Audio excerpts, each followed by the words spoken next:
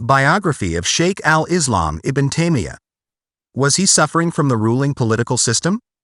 His qualities and morals since the emergence of the Islamic message and its spread in the world. Part 6. We continue to narrate a stage in the life of Sheikh Al-Islam Ibn Taymiyyah. During his imprisonment, he encountered opposition from the Maliki and Shafi'i chief justices of Damascus, Taqi al-Din al-Iqna.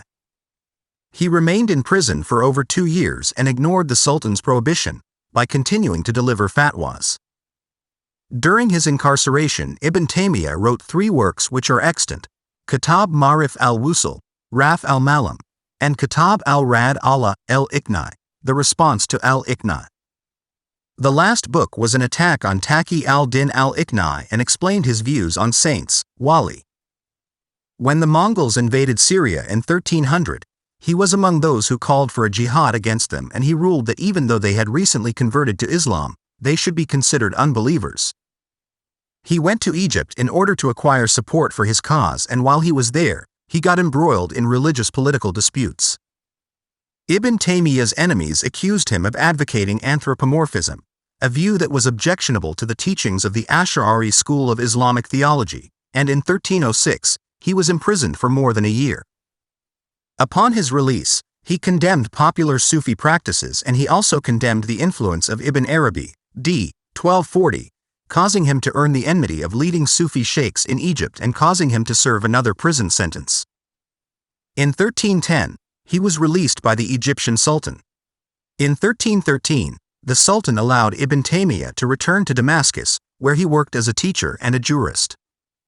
He had supporters among the powerful, but his outspokenness and his nonconformity to traditional Sunni doctrines and his denunciation of Sufi ideals and practices continued to draw the wrath of the religious and political authorities in Syria and Egypt. He was arrested and released several more times, but while he was in prison, he was allowed to write fatwas, advisory opinions on matters of law, in defense of his beliefs.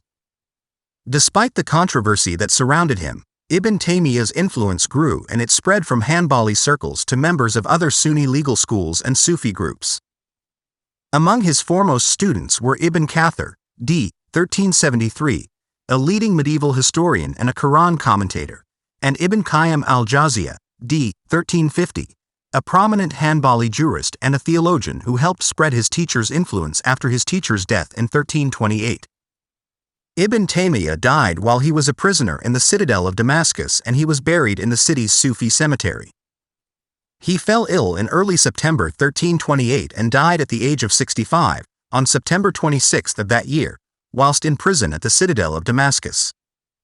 Once this news reached the public, there was a strong show of support for him from the people. After the authorities had given permission, it is reported that thousands of people came to show their respects. They gathered in the citadel and lined the streets up to the Umayyad Mosque. The funeral prayer was held in the citadel by scholar Muhammad Tamim, and a second was held in the mosque. A third and final funeral prayer was held by Ibn Taymiyyah's brother, Zayn al-Din. He was buried in Damascus, in Maqbara Sufiya, the cemetery of the Sufis. His brother Sharafuddin had been buried in that cemetery before him. Oliver Lehman says that being deprived of the means of writing led to Ibn Taymiyyah's death. It is reported that 200,000 men and 15,000 to 16,000 women attended his funeral prayer.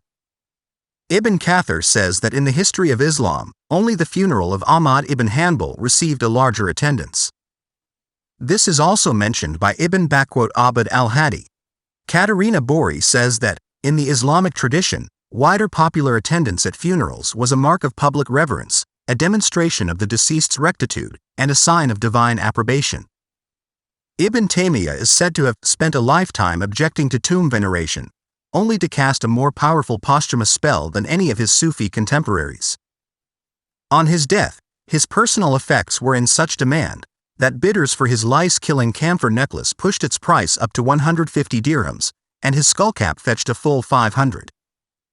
A few mourners sought and succeeded in drinking the water used for bathing his corpse.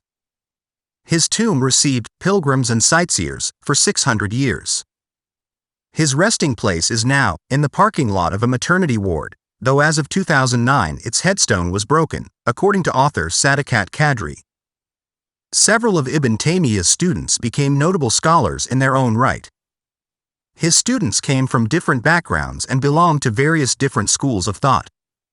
The most well-known of them are Ibn Qayyim al-Jawziyyah and Ibn Kathir, while his other students include al-Dahabi, Jamal al-Din al-Mizzi, Ibn Abd al-Hadi, Ibn Mufla, Imad al-Din Ahmad al-Wasiti, Najm al-Din al-Tufi, al-Balabaki, al-Bazar, Ibn Qadi al-Jabal, Ibn Fadl Allah al-Amri, Muhammad ibn al-Manj, Ibn Abd al-Salam al-Badi, Ibn al-Wardi, Umar al-Harani. In the 21st century, Ibn Taymiyyah is one of the most cited medieval authors, and his treatises are regarded to be of central intellectual importance by several Islamic revivalist movements. Ibn Taymiyyah's disciples, consisting of both Hanbalis and non-Hanbalis, were attracted to his advocacy of ijtihad outside the established boundaries of the madhabs and shared his taste for activism and religious reform. Some of his unorthodox legal views in the field of fiqh were also regarded as a challenge by mainstream fuqaha. Many scholars have argued that Ibn Taymiyyah did not enjoy popularity among the intelligentsia of his day. Yosef Rapoport and Shahab Ahmed assert that he was a minority figure in his own times and the centuries that followed. Katerina Bori goes further, arguing that despite popularity Ibn Taymiyyah may have enjoyed among the masses, he appears to have been not merely unpopular among the scholars of his day, but somewhat of an embarrassment. Khalid el-Ruwayheb notes similarly that Ibn Taymiyyah had very little influence on mainstream Sunni Islam until the 19th century and that he was a little-read scholar with problematic and controversial views. He also comments, "The idea that Ibn Taymiyyah had an immediate and significant impact on the course of Sunni Islamic religious history simply does not cohere with the evidence that we have from the 5 centuries that elapsed between his death and the rise of Sunni revivalism in the modern period. It was only since the late 19th and the early 20th centuries that the scholarly influence of Ibn Taymiyyah has come to acquire an unprecedented prominence in Muslim societies, due to the efforts of Islamic revivalists like Rashid Rida." On the other hand, Professor Al-Matrudi of SOAS University says that Ibn Taymiyyah was perhaps the most eminent and influential Hanbali jurist of the Middle Ages and one of the most prolific among them. He was also a renowned scholar of Islam whose influence was felt not only during his lifetime but extended through the centuries until the present day. Ibn Taymiyyah's followers often deemed him as Sheikh Al-Islam, an honorific title with which he is sometimes still termed today. In the pre-modern era, Ibn Taymiyyah was considered a controversial figure within Sunni Islam and had a number of critics during his life and in the centuries thereafter.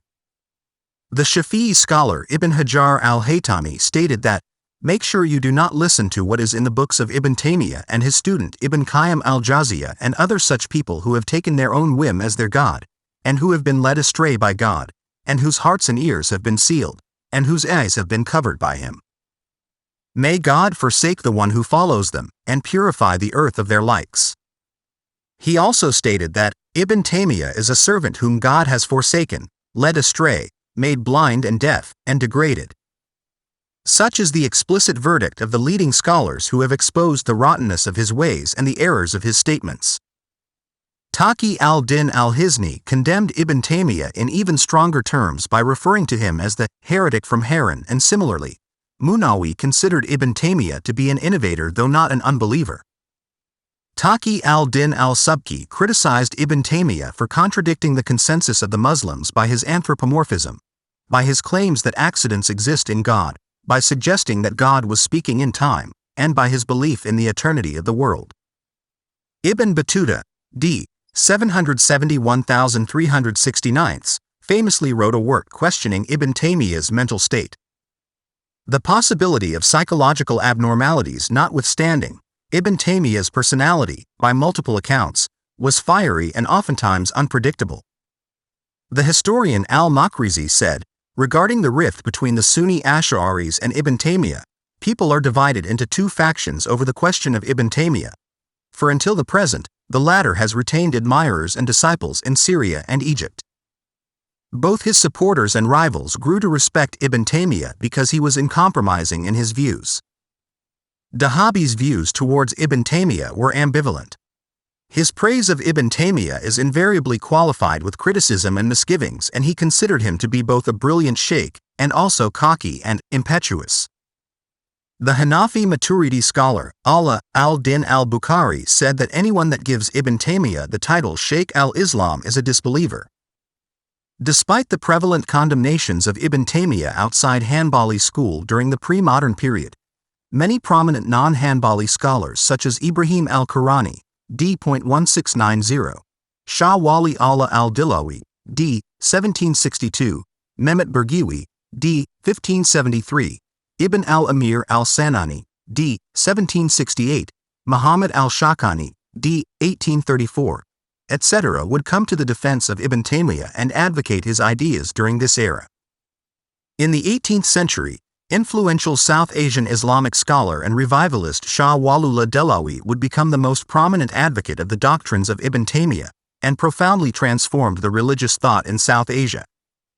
His seminary, Madrasa-i-Rahimiyya, became a hub of intellectual life in the country, and the ideas developed there quickly spread to wider academic circles.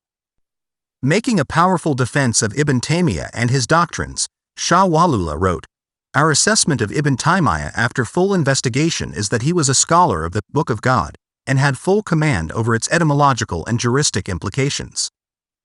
He remembered by heart the traditions of the Prophet and accounts of elders, Salaf. He excelled in intelligence and brilliance. He argued in defense of all al-Sunnah with great eloquence and force. No innovation or irreligious act is reported about him.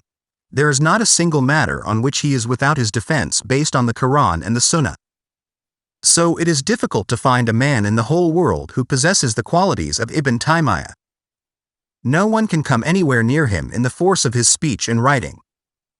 People who harassed him and got him thrown in prison did not possess even 1/10 of his scholarly excellence. The reputation and stature of Ibn Taymiyyah amongst non-Hanbali Sunni scholars would significantly improve between the 18th and 20th centuries. From a little-read scholar considered controversial by many, he would become one of the most popular scholarly figures in the Sunni religious tradition. The 19th-century Iraqi scholar Khair al-Din al-Alusi, d. 1899, wrote an influential treatise titled Jala al-Ainain fi Muhakamat al-Ahmadain in defense of Ibn Taymiyyah. The treatise would make great impact on major scholars of the Salafiyya movement in Syria and Egypt, such as Jamal al-Din al-Qasimi, d. 1914, and Muhammad Rashid Rida, d. 1935.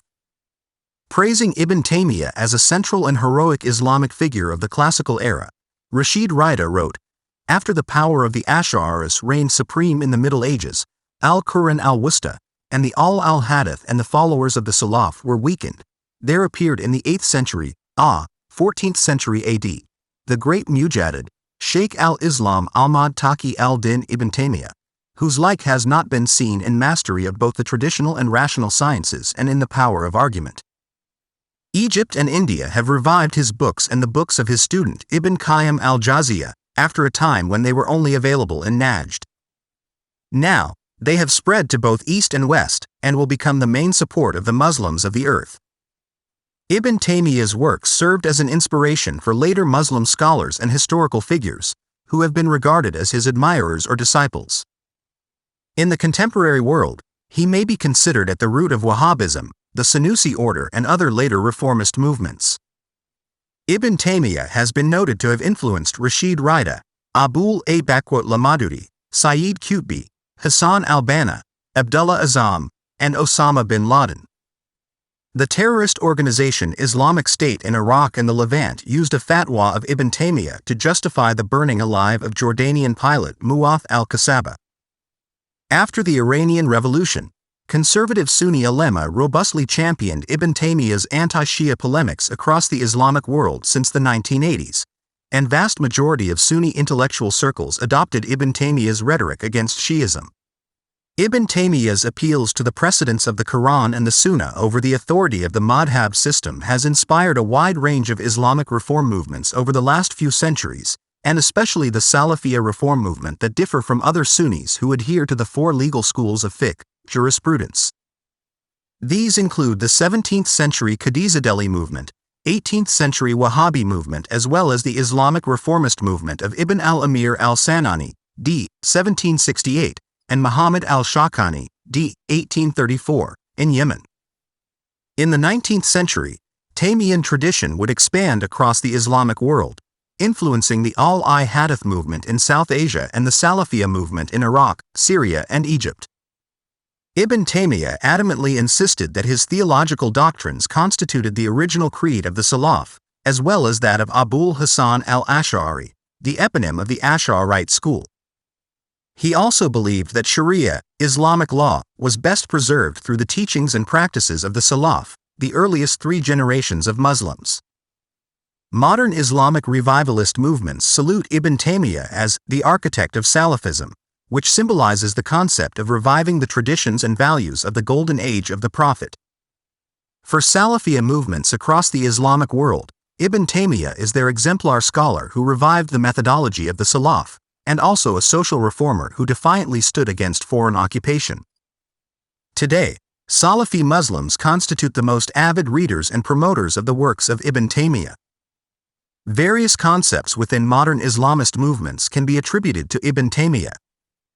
Ibn Taymiyyah is highly revered in contemporary militant Islamist and jihadist circles for his 1303 fatwa of takfir, excommunication, against Mongol Ilkhanate rulers, who were recent converts to Islam, and his assertion that it became obligatory for true Muslims to wage jihad against the apostate Mongol leaders and Muslim citizens who accepted the Yasa Code. Influenced by Ibn Taymiyyah, Sayyid Qutb would take up Ibn Taymiyyah's anti-Mongol fatwa and apply it on contemporary regimes across the Islamic world.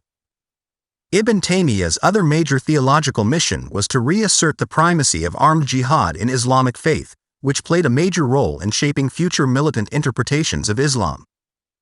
Along with total, literal adherence to Sharia, he held that waging martial jihad was an Islamic religious obligation for all Muslims when under foreign invasion. These ideas would be readily embraced in the 20th century by various militant Islamist movements and underpin the theological justification for militancy of groups like Al-Qaeda, ISIS, etc. Scholars like Yahya Misho have noted that Ibn Taymiyyah has thus become a sort of forefather of Al-Qaeda. One of the main arguments put forth by Ibn Taymiyyah was his categorizing the world into distinct territories. The domain of Islam, Dar al-Islam, where the rule is of Islam and Sharia law is enforced. The domain of unbelief, Dar al-Kufr, ruled by unbelievers. And the domain of war, Dar al-Harb, which is territory under the rule of unbelievers who are involved in an active or potential conflict with the domain of Islam. Ibn Taymiyyah included a fourth. When the Mongols, whom he considered unbelievers, took control of the city of Mardin, the population included many Muslims. Believing Mardin was neither the domain of Islam, as Islam was not legally applied with an armed forces consisting of Muslims, nor the domain of war because the inhabitants were Muslim, Ibn Taymiyyah created a new, composite, category, known as Dar al-Ahd. A second concept is making a declaration of apostasy, takfir, against a Muslim who does not obey Islam. But at the same time, Ibn Taymiyyah maintained that no one can question another's faith and curse them as based on one's own desire, because faith is defined by God and the Prophet. He said, rather than cursing or condemning them, an approach should be taken where they are educated about the religion. Another concept attributed to Ibn Taymiyyah is the duty to oppose and kill Muslim rulers who do not implement the revealed law, Sharia. Based on this doctrine, Ibn Taymiyyah excommunicated the Ilkhanid state for not ruling by Sharia, Islamic law, despite officially professing Islam. I stop at this point today. Until next time, stay curious, stay informed, and keep exploring the world's incredible stories. Soon we will publish Part 7. Thank you for watching.